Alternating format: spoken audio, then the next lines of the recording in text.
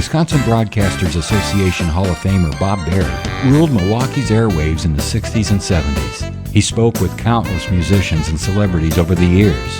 Bob collected remarkable recordings of these encounters, which he's now sharing with the public. Here's Bob. Hey, what's up with Cloris Leachman and a $5,000 shopping spree in Chicago? Well, that was one question I had for the 8-time Primetime Emmy Award winner. Her 22 nominations made her the most nominated, along with Julie Dreyfus, in Emmy history. She was in many films, including The Last Picture Show, and appeared as Frau Blucher in Young Frankenstein.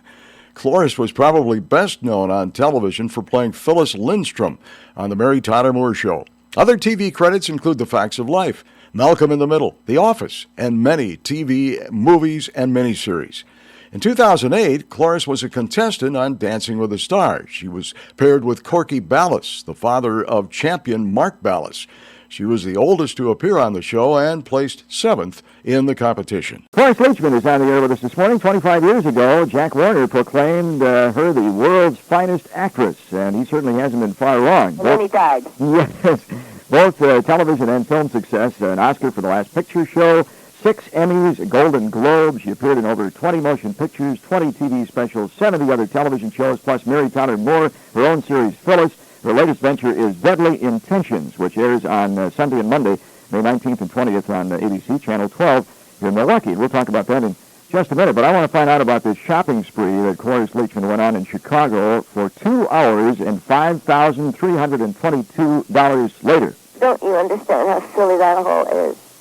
First of all, the man, I was having a series of interviews, and he had heard that I needed to go shopping, and my favorite shop is here in Chicago. So he said, why don't I follow you along and you go shopping? I said, oh, God, it's going to cost me a lot of money. He said, that's okay, I think it'd be fun. And he was very, very honoring of me and very excited to be with me, like he just adored me. And he was itemizing every single thing. And then he said that I did a soft shoe and that I reprimanded some woman for saying some dirty words or something. But the whole thing is in such the wrong spirit. It still makes me look like a Phyllis, and people who have loved the Mary Tyler Moore Show and Phyllis and that character still like to see me be that character. Sure. And so, who I really am, in the spirit in which I really was shopping, which was important, I have to do a Johnny Carson show when I get back, for instance. I have to be visible in certain places. And when I say be visible, that's what I mean. I have to be public. And so, I know James Fonda walks in a T-shirt, but... So you don't do this every other day, though? No. At least no oftener than once a week. No, I don't. You love to cook, too, don't you? Yes, especially when we're hungry. What do you like in particular? What's your favorite? If you were having company, what would you have? Well, see, I don't have company. I don't live that way. I just really live it's not even that quiet, but it's in the woods, and I don't sort of entertain. Is that right? I don't like to do the things other people do in the way.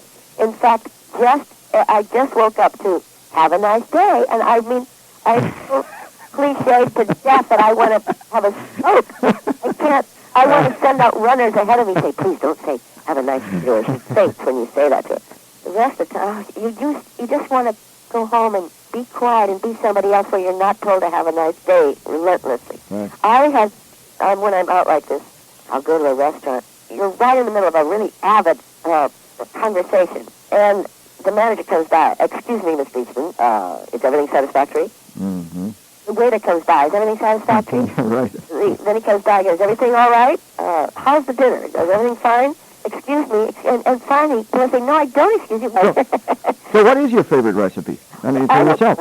I don't cook that way. I'm sure... Do you have a garden? I have a picture of me that's really accurate, but not that it's important, except that I like to... Well, I used to do more than I do now. When I would cook, I'd make a big mess. I mean, things would be on the floor, and I'd spill this and that. And I noticed how my husband's new wife of 6 or 7 years now, so she's not so new, but I'm the old wife and she's the new wife. And when she cooks, she's very neat.